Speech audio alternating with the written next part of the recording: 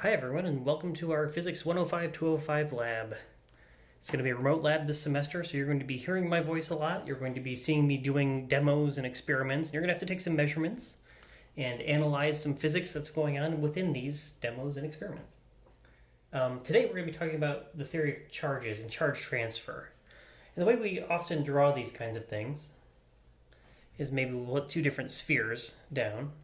And if both of these spheres are neutral, then we just won't draw anything, no pluses or minuses. But let's say that this sphere was to transfer some of its negative charges onto this sphere somehow.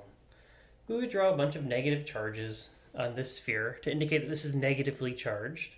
And because we lost negative charges here, we would draw positive charges on this sphere to indicate that this is now positively charged. It's got a net positive charge. Notice that I drew the same amount of positives here as I drew as negatives here, because I want this whole system to still be neutral. So the amount of negatives and positives that I'm drawing are actually vaguely important. So this is all great in theory, but in practice you guys have seen and dealt with charges. In fact, I'm going to create a little charge system here. This is a piece of tape. I'm going to stick it to the desk here. Same thing. I'm going to create a piece of tape, stick it here. Now when I pull this tape off of this whiteboard, it's going to pull some charges off the whiteboard. Let's say negative charges. I'm not actually sure. And so now we've pulled some negative charges off of the whiteboard, and this is a negatively charged thing. But now I'm going to separate these two pieces of tape, and they're going to, this one's going to pull negative charges off of that one. So guess what we get? We get a positively charged tape and a negatively charged tape, and if I bring them together, you'll notice they attract each other. Wow, just like that. So you guys have had a lot of experience with charges in your life and static electricity and things like that. We're going to try to measure, to the best of our ability, these negative and positive charges. And the way that we're going to do that is with an electroscope. Now this is a great way to measure charges. It is a continuous piece of metal. Let me show you this. It's got a knob at the top. It's got a stem that kind of continues down here. And then it's got it's hard to see right now, but there's a shiny piece of aluminum foil on the front of this thing. And that aluminum foil is actually very light and very delicate, such that it will move and react to small amounts of charge being added or subtracted from the system. And the way that I'm going to be adding and subtracting charge, in fact, the way that this is kind of like the tape on the desk, I'm going to be dumping a bunch of negative charges by rubbing this rod with a piece of cloth.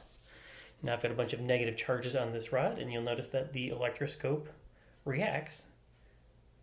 That tiny piece of foil moves as I bring the negatively charged rod nearby. And the way that I want to draw this electroscope is like this. Tape it all the way. I want to draw the knob at the very top.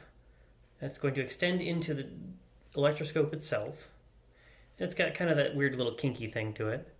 And then it's got a piece of foil that kind of sits off the side. So we'll call this the knob. And we'll call this piece the metal, the stem. And we'll call this other little piece, the foil that's hanging off the end, a leaf. And I want you to draw, as we are doing these electroscope demos, I want you to draw your electroscope a lot like this. In fact, you'll see it a lot like this in the worksheet.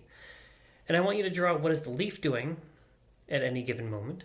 But I also want you to draw the distribution of charges within the electroscope. For example, if the knob is negatively charged and the leaf and the stem are positively charged, I want you to draw positives and negatives at each of these different spots.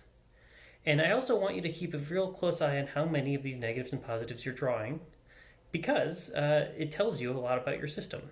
For example, this I would say is a neutral electroscope because it has the same amount of positive charges as it has negative charges in the top. Even though the charges are polarized, the total charge in the entire thing is still neutral. So keep an eye on that, and I will see you in the next video.